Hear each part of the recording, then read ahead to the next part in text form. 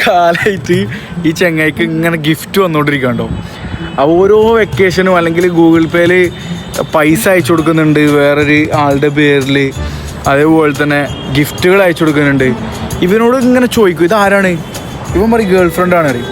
അപ്പോൾ full time phone ഇടയ്ക്കിടയ്ക്ക് chat ചെയ്യും. അതേപോലെ തന്നെ നല്ല ഫോട്ടോസൊക്കെ അയച്ചു കൊടുക്കുന്നുണ്ട്. അങ്ങനെ ചെക്കന് 2 വർഷത്തെ കാത്തിരിപ്പിനിടയിൽ ഇപ്രാവശ്യം കാണാൻ പോയിക്കണം. നാട്ടിലെത്തിയപ്പോൾ ഇപ്പം ഗൾഫിലാണ് കാണാൻ പോയി. അതായത് ഇവർ താടിയൊക്കെ ഉള്ള ഫോട്ടോ ഇട്ട് കഴിഞ്ഞാൽ അപ്പം ചീത്ത അറിയും.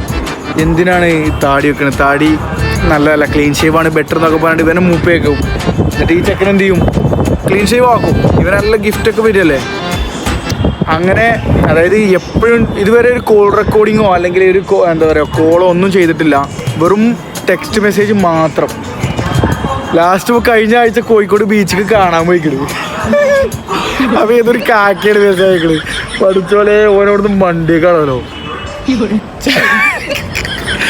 ആളെ കളികൾ പറഞ്ഞില്ലേ ഇതൊക്കെ ഇങ്ങനെ നടന്നോ, മറ്റ സിംഗിളായിട്ട് നടന്നോ, നമുക്കൊക്കെ കുട്ടികളുടെ തലങ്ങും വിലങ്ങും ഗിഫ്റ്റൊക്കെ വരുന്നുണ്ട്. ലാസ്റ്റ് ഏതൊരു കാക്കയാണ് ഒരു മെസ്സേജ് കുണ്ടങ്ങാക്കയാണ് മണ്ടി തടിയത്തേക്ക് അവിടുന്ന്.